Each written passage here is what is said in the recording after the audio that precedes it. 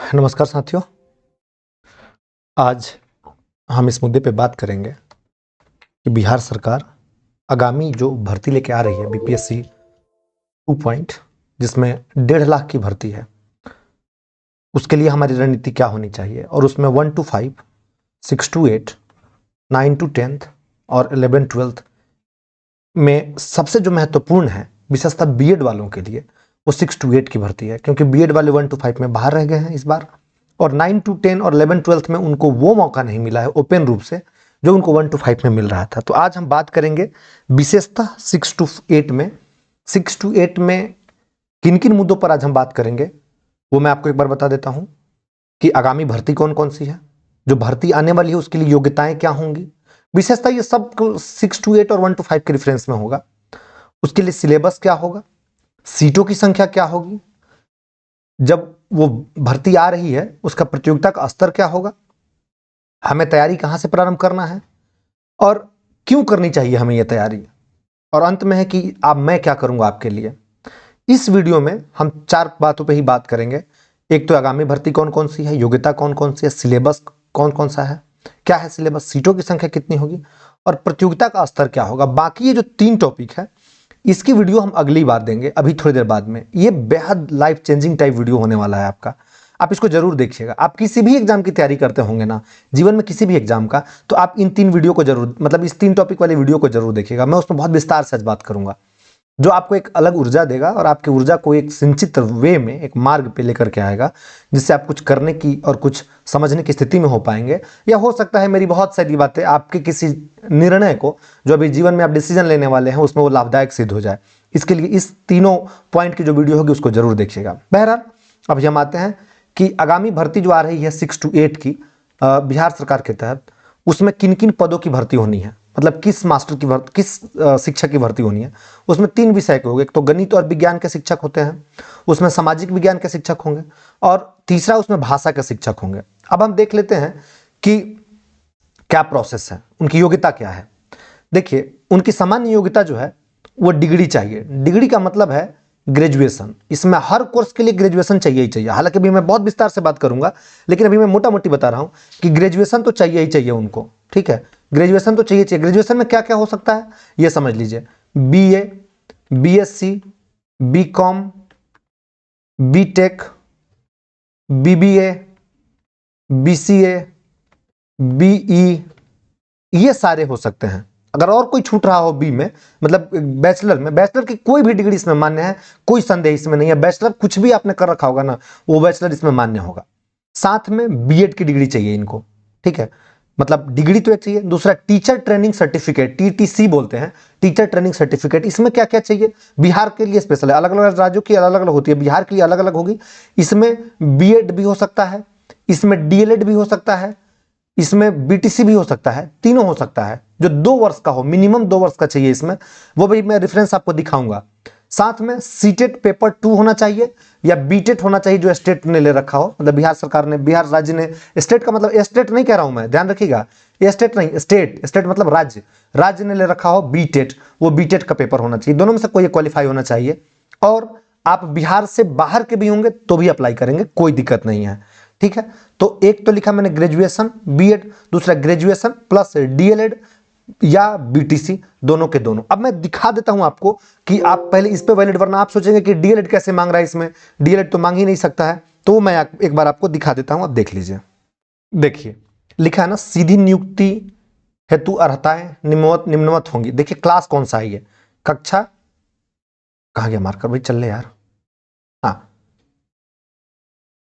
देखिए कक्षा 6 से लेकर के 8 तक, इसी के आधार पर भर्तियां इस बार भी हो रही है, इसलिए मैं आपको बता रहा हूं। तो देखिए लिखा हुआ ना, बीए, बीएससी और प्रारंभिक शिक्षा शास्त्र में द्विवर्षीय डिप्लोमा। द्विवर्षीय डिप्लोमा मतलब डिप्लोमा स्पष्ट रूप से लिखा हुआ है, और जिस नाम से भी जाना जाता हो, मतलब कोई भी नाम से जाना जाता हो, कोई फर्क नहीं पड़ता है, ये मान्य होगा। इसलिए इसको ध्यान में रखिएगा, ये मान्य है। तो अब आप समझ चुके हैं कि इनमें से कोई भी होगा तो चलेगा, कोई दिक्कत नहीं है। आपको वो रखना पड़ेगा ग्रेजुएशन की डिग्री, कोई भी किसी भी स्ट्रीम में हो, और बीएड। अभी हम देखेंगे ग्रेजुएशन में क्या क्या होगा, तो हम किस सब्जेक्ट का कोर्स मतलब टीचर बनेंगे, हम ये भी अभी देखेंगे। तो न्यूनतम शैक्षणिक और प्रशैक्षणिक अर्हता, प्रशैक्षणिक का मतलब होता है टीचर ट्रेनिंग कोर्स, और जो वो चाहिए वो स्नातक प्लस प्रारंभिक शिक्षा में द्विवर्षीय डिप्लोमा, और स्नातक क्या क्या है वो बता दिया इन्होंने, BA, BSc, BCom, BTech, BBA, BCA, BE, कोई भी हो सकता है, अथवा कम से कम 50% अंक सहित स्नातक अथवा स्नातकोत्तर। स्नातकोत्तर का मतलब होता है पीजी। अगर आपने यूजी किया और यूजी के बाद अगर आपने पीजी भी कर लिया है तो भी कोई दिक्कत नहीं है। पीजी में 50% अंक होने चाहिए, सॉरी 50% अंक सहित स्नातक अथवा स्नातकोत्तर, मतलब 50% पीजी में होना चाहिए और आप यूजी में होना चाहिए, उसके बाद आपका पीजी होना चाहिए और साथ में बीएड। स्नातकोत्तर का मतलब होता है एमएससी, एमकॉम, एमए, अथवा न्यूनतम 45% अंकों के साथ स्नातक प्लस 1 वर्षीय बीएड। एक जमाने में बीएड 1 साल का हुआ करता था, तो वो बीएड मांग रहे हैं कि 1 साल का जो बीएड था वो, और मिनिमम 45% अगर आपके ग्रेजुएशन में मार्क्स हैं तो वो भी अलाउ है, अथवा 50% अंकों के साथ उच्चतर माध्यमिक या समकक्ष। उच्चतर माध्यमिक का मतलब हुआ 10+2 और समकक्ष का मतलब हुआ कि आपने पॉलिटेक्निक कर रखा हो या कोई भी ऐसा डिग्री ले रखा हो जो समकक्ष का हो, वो उसमें वैलिड होगा। प्लस 4 वर्षीय बीएलएड कोर्स होता है, वो अगर आपने 4 साल वाला कर रखा है इसके साथ में तो भी आप वैलिड है, अथवा 50% अंकों के साथ में उच्चतर माध्यमिक या समकक्ष, या 4 वर्षीय integrated BA, BSc, BEd, BCom, BEd आती है ना इंटीग्रेटेड 4 साल वाली, वो कोई भी हो वो भी चलेगा। अथवा अगर इतने में भी आपको समझ में नहीं आया तो मैं और आसान तरीके से आपको बता देता हूं कि ये कोर्स होने चाहिए, साथ में ये सब्जेक्ट कॉम्बिनेशन होने चाहिए इन सब्जेक्टों के लिए, तो एक बार आप वो देख लीजिए। जैसे मैंने शुरू में ही बताया था कि शिक्षक 3 टाइप के बनते हैं 6 to 8 में, एक तो भाषा का बनते हैं, एक मैथ या बायो का बनते हैं, या मतलब मैथ या बायो का मतलब हुआ साइंस का, गणित और विज्ञान। बायो का मतलब विज्ञान ही मानते हैं यहाँ पे, ध्यान रखिएगा, बायोलॉजी नहीं मानना है यहाँ पे। बायो का मतलब साइंस, मैथ है, मैं सीधे लिखता हूँ साइंस, मैथ है साइंस का टीचर।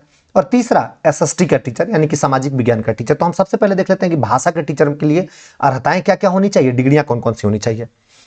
देखिए, भाषा का टीचर अगर आपको बनना है तो सिंपल सी बात है कि आपको ग्रेजुएशन होना है, बीए होना है, कुछ भी करिए, बीए, बीएससी, बीकॉम कुछ भी हुई, कोई फर्क नहीं पड़ता है, बस आपके किसी भी सब्जेक्ट में इनमें से कोई एक भाषा पढ़ा हुआ होना चाहिए, कोई एक भाषा पढ़ा हुआ होना चाहिए। जैसे अगर आप भाषा के शिक्षक बनेंगे हिंदी भाषा के, तो आपको हिंदी भाषा पठित होना चाहिए, स्पष्ट तौर पर उसमें लिखा हुआ है कि हिंदी भाषा पठित होना चाहिए। अगर आप अंग्रेजी का बनेंगे तो आपका एक पेपर मिनिमम या तो सब्सिडियरी हो या तो ऑनर्स पेपर हो, कोई भी एक पेपर सब्सिडियरी हो या ऑनर्स हो। अगर आप संस्कृत बनेंगे तब आपके पास अगर शास्त्री की डिग्री है तो ठीक है, कोई दिक्कत ही नहीं है फिर, या अगर शास्त्री की डिग्री नहीं है तब आपने मिनिमम एक पेपर संस्कृत पढ़ रखा हो अपने ग्रेजुएशन में, मान्य होगा। अगर आपने उर्दू पढ़ रखा हो तो वो क्या फाजिल आलिम बोलते हैं, फाजिल शायद, दोनों में से देख लीजिएगा, कोई जो ग्रेजुएशन लेवल का आपकी डिग्री होगी उसमें वो होना चाहिए, या आपका कोई भी सब्जेक्ट हो उस स्ट्रीम में एक उर्दू होना चाहिए, कोई भी मतलब कोर्स हो उसमें एक उर्दू पेपर होना चाहिए, आप भाषा के शिक्षक बनेंगे। इतनी ही अर्हता चाहिए, यानी कि BA, BSc, BCom, BTech, BEd, किसी भी चीज में हिंदी पठित होना चाहिए। अगर आप पठित है या तो ऑनर्स लेवल पे होना चाहिए या तो सब्सिडियरी लेवल पर होना चाहिए, कोई एक पेपर होना चाहिए, तो आप भाषा के शिक्षक बनने के लिए योग्य हैं। दूसरा, कोई तुल फजुल नहीं चाहिए, इसमें कुछ नहीं चाहिए। शुरू में मैंने आपको बता ही दिया है कि या तो आपको ग्रेजुएशन की डिग्री चाहिए, साथ में बीएड चाहिए, या ग्रेजुएशन की डिग्री चाहिए, या साथ में डीएलएड या बीटीसी चाहिए, दोनों में से कोई एक चाहिए। ग्रेजुएशन की डिग्री में ध्यान रखना है, इसमें से कोई एक सब्जेक्ट भाषा का होना चाहिए जिस भाषा का आप टीचर बनना चाहते हैं। अगर आप हिंदी के हैं तो हिंदी का, अंग्रेजी के हैं तो अंग्रेजी का बनेंगे। अब आती है सामाजिक विज्ञान का शिक्षक अगर आपको बनना है तब उसमें क्या करना है। सामाजिक विज्ञान का शिक्षक बनना है तो आपका ऑनर्स होना चाहिए ग्रेजुएशन में, ऑनर्स कोई भी सब्जेक्ट से हो, कोई दिक्कत नहीं है, लेकिन इन सब सब्जेक्टों में से कोई 2 विषय सिर्फ पठित होना चाहिए। मतलब या तो ऑनर्स में होगा तो कोई बात ही नहीं है, और अगर ऑनर्स में नहीं है, मतलब प्रतिष्ठा का विषय वो नहीं है, तो सब्सिडियरी में भी होगा तो चलेगा। इनमें से कोई, जैसे मान लीजिए कि किसी ने हिस्ट्री में ऑनर्स किया, ठीक है, कोई दिक्कत नहीं है, हिस्ट्री तो 3 साल वो पढ़ेगा ग्रेजुएशन में, लेकिन अगर उसने एक सब्जेक्ट ज्योग्राफी ले लिया है तो चलेगा, अगर उसने एक सब्जेक्ट पॉलिटी ले लिया है तो भी चलेगा, एक सब्जेक्ट फिलॉसफी है तो भी चलेगा, या इनमें से कोई एक सब्जेक्ट ऑनर्स पेपर का हो, दूसरा सब्जेक्ट कोई भी सब्सिडियरी इसी में से हो तो भी चलेगा, या कोई भी दूसरा सब्जेक्ट उसने ऑनर्स कर रखा हो। जैसे मान लीजिए किसी ने म्यूजिक में ऑनर्स किया, ठीक है, लेकिन 2 सब्जेक्ट जो उसके सब्सिडियरी के थे इनमें से कोई 2 ले लिया तो भी चलेगा। अब जैसे बीकॉम वाले हैं, बीकॉम वाले ने मान लीजिए उन्होंने कॉमर्स में उन्होंने मेन सब्जेक्ट उनका है, अब उन्होंने साइड से ऑप्शनल, मतलब ऑप्शनल कह लीजिए या यूं कह लीजिए कि सब्सिडियरी में उसने या चूज करने वाला कोई भी एक विषय उसने पढ़ रखा हो, इकोनॉमिक्स पढ़ रखा हो, तो वो वैलिड है, वो सोशल साइंस का टीचर बनेगा, उसमें उसको कोई दिक्कत नहीं है। फिर से आप समझ लीजिए, आपका ऑनर्स पेपर कुछ भी हो, आपके सब्जेक्ट में कोई भी कुछ भी हो, कोई फर्क नहीं पड़ता है, आपके ग्रेजुएशन में इनमें से कोई 2 सब्जेक्ट पढ़ा हुआ होना चाहिए। कौन कौन से सब्जेक्ट हैं? इतिहास, भूगोल, राजनीति शास्त्र, दर्शन शास्त्र, अर्थशास्त्र, वाणिज्य, मनोविज्ञान, समाजशास्त्र और गृह विज्ञान। इंग्लिश में सुन लीजिए, history, geography, political science, philosophy, economics, commerce, psychology, sociology और होम साइंस।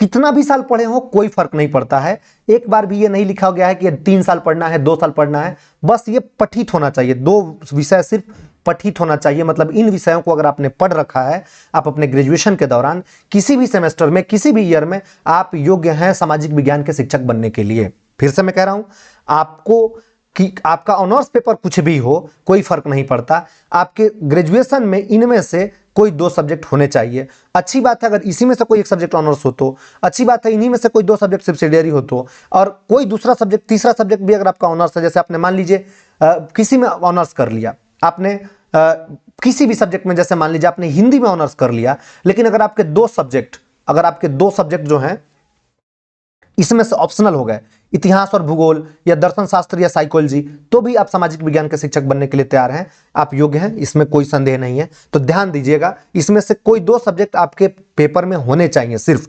अवधि की जरूरत नहीं है कि 2 साल पढ़ा है कि 3 साल पढ़ा है, सिर्फ पढ़ा हुआ होना चाहिए। अगला है गणित और विज्ञान के टीचर। गणित और विज्ञान के शिक्षक होने के लिए अगर इसमें 2 तरह के शिक्षक बनते हैं। गणित के शिक्षक के लिए पीसीएम, फिजिक्स, केमिस्ट्री, और इसमें पीसीएम का मतलब फिजिक्स, सी से केमिस्ट्री, एम से मैथ, बी से बायोलॉजी। बायोलॉजी में बॉटनी और जूलॉजी आता है, ध्यान रखिएगा। कह रहा है कि ग्रेजुएशन प्लस बीएड की डिग्री होना चाहिए, बीएड नहीं है तो डीएलएड होना चाहिए, डीएलएड नहीं है तो बीटीसी होना चाहिए। आप 6 से 8 के लिए योग्य होंगे, लेकिन इनमें से कोई 2 विषय पढ़ा हुआ होना चाहिए, तब आप गणित और विज्ञान के शिक्षक बनेंगे। अगर आप गणित के बनेंगे तो इसमें पीसीएम, और अगर आप विज्ञान के पीसीएम, और अगर आप विज्ञान के बनेंगे तो पीसीबी होना चाहिए। ठीक है, कोई फर्क नहीं पड़ता है, कोई 2 सब्जेक्ट अगर आप इसमें हैं तो आप इसके शिक्षक बन सकते हैं, अवधि की जरूरत नहीं है।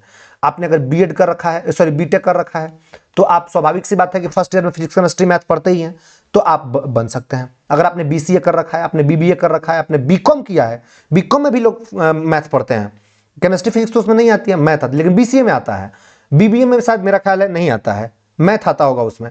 तो आपने कोई भी कोर्स कर रखा है, अगर ये तीनों चीज आ रहे हैं तो आप योग्य हैं भरने के लिए। ध्यान रखिएगा, ऑनर्स पेपर हो तो अच्छा, ना हो तो भी अच्छा, कोई दिक्कत नहीं है। बस इसमें से 2 पेपर होने चाहिए आपके पेपर में, आपकी कोर्स में, ग्रेजुएशन के कोर्स में आप मान्य होंगे। क्लियर यहां तक? अब आइए थोड़ा सा और आगे देखते हैं। अब हम देखते हैं कि 1 to 8, या इसको और आसान भाषा में बोले तो 1 to 5 प्लस 6 to 8। 1 to 5 में जैसा कि आपको पता है इसमें किसी कॉम्बिनेशन की जरूरत है ही नहीं। आपने सिर्फ अगर बीटीसी या डीएलएड कर रखा होगा और साथ में अगर आपने 12 कर रखा होगा, मतलब 10+2 कर रखा होगा, तो आप योग्य हैं, कोई दिक्कत नहीं है। हालांकि कई राज्यों में ग्रेजुएशन के बाद बीटीसी और डीएलएड होता है, जिसमें उत्तर प्रदेश सर्वोपरि है। आइए हम सिलेबस देखते हैं कि इसका अगर एग्जाम होगा तो सिलेबस क्या क्या पूछे जाएंगे।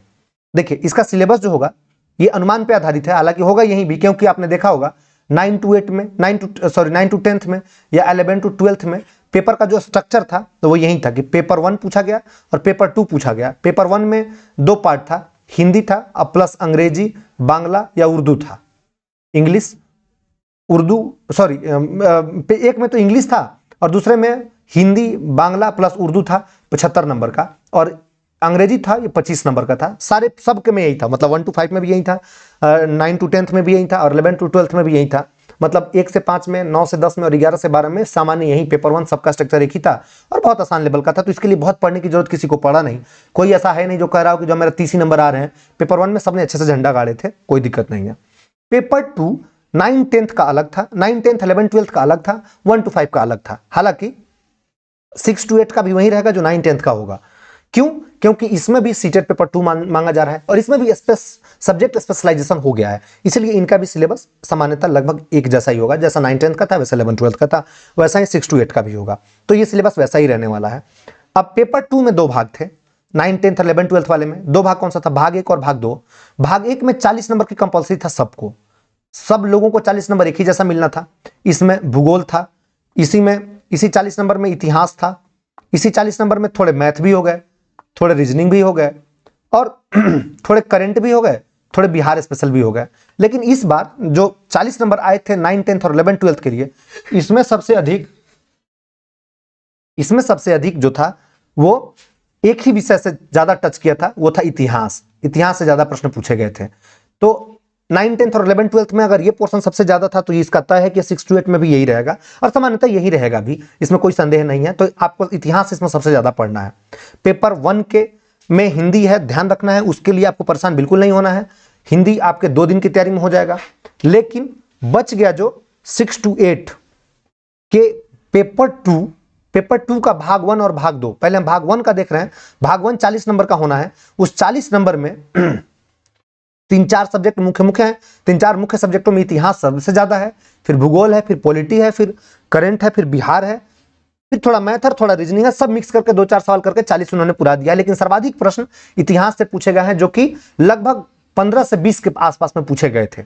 तो आपको इतिहास में मॉडर्न हिस्ट्री ज्यादा पढ़ना है पार्ट 1 में, जो कि 40 नंबर का है। अब भाग 2 है। भाग 2 में आपके विषय से पूछे जाएंगे। अगर आपका एसएसटी का विषय है तो आपको एसएसटी से सबसे ज्यादा पूछा जाएगा।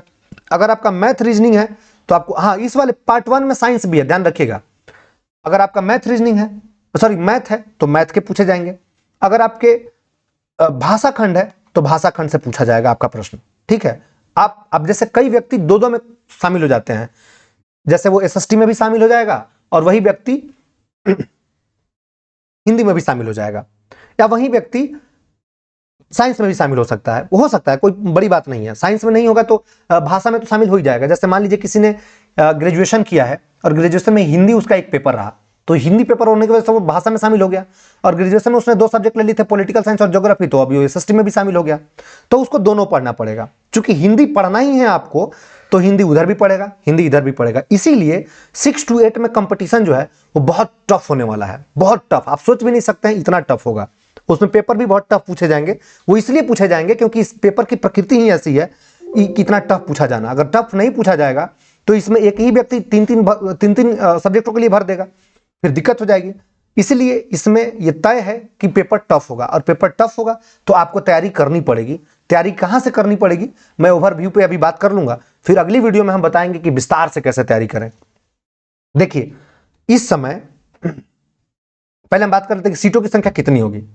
ये हिंदुस्तान अखबार है, जो कि 2021 का अखबार है। ये 2021 का कटिंग है।